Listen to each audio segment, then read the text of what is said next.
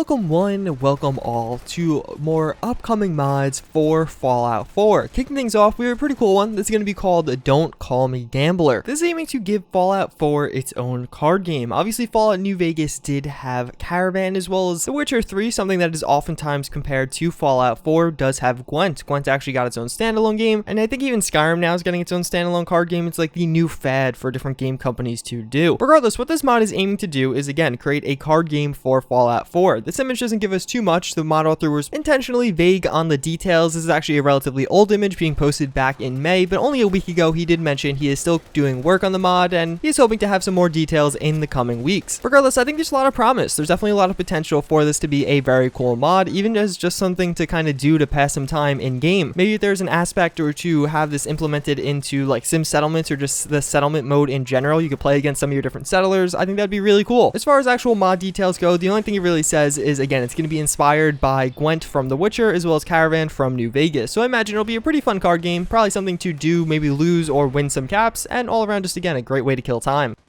It's going to be a pretty interesting one. This is going to be the Retro Lancer. So if you guys don't know, this is going to be the Lancer from some of the older Gears of War games. The Lancer is kind of the primary weapon you see throughout all of the games, like the, I guess, 10mm pistol. Like Fallout 4 doesn't really have like a one weapon that stands out. Regardless, it does look pretty cool. It definitely looks like an interesting weapon. I could definitely picture this in game, although obviously from a lore perspective, it makes zero sense for this to appear in the Fallout universe. Just thematically, it seems like something that would fit in. It more or less has a big ass bayonet on the bottom of the gun, and just all around the aesthetic of it does look like something that kind of is similar even to some of the other weapons in Fallout 4. Obviously, it's still in its very early stages. The model is still being worked on, although it definitely looks pretty high quality. I guess the texture work will really decide how high quality this weapon does become though, but all around definitely something promising that I will be keeping my eye on. So this one's freaking cool. This is going to be the M114 155mm Howitzer. So obviously there's artillery in Fallout 4. It's something that you may use all the time, or like most others, barely use ever. Regardless, it's still a cool mechanic and something that hasn't been expanded all that much from modding. This is the Howitzer I have been showing you in previous updates. This is actually the 7th update to this kind of work in progress picture. And you gotta say, it looks awesome. I mean, I think you guys agree with me. This looks pretty badass. He does say that right now, mostly the aesthetics of it are done. All he really has left to do is the actual firing mechanism and custom animations for when this thing does fire. There are a lot of cool possibilities. If you make this almost a little bit overpowered in a sense, like where you could throw down a signal grenade and actually have a, large amount of firepower come down, that could be very valuable and really useful in the game. But regardless, the looks of this thing are awesome. It definitely is going to be a very different weapon mod. I guess it is technically a weapon mod, and something that I'm really excited to use. I think it'll look great in a ton of different settlements, and honestly, it does fit in with the Minutemen pretty well. So this guy's pretty early in development, but what we have here is the construction armor. So right now we do have a construction power armor. This has nothing to do with that, although they look relatively similar. This is a work in progress mod by a mod author that has made a lot of other kind of miscellaneous accessories for different things. So a lot of these do come out really well, but it seems like this is going to be one of his more ambitious projects as of late. Regardless, again, it does look like a pretty interesting armor. It seems like something that would be a heavy armor, kind of like the combat armor. And again, a regular armor. This is not a power armor as the title does suggest, but it definitely looks interesting. I've always been a big fan of the construction power armor. I've made some videos of it in the past. You guys have probably seen it or downloaded it yourself. And the thing I like about that, and the thing I like about this armor also, is it just looks a bit different. This is much more boxy. It really just looks like somebody took some of the stuff that was around you, like maybe off a different digger or dump truck, and actually made it into an armor that you put on yourself. In the apocalypse, hey, anything's possible. And for that reason, I really like the way it stands out. Again, maybe not the best for camouflage, but as far as just heavy duty armor goes, this definitely seems like it could be a pretty cool and interesting option, and something I'm excited to get into the game.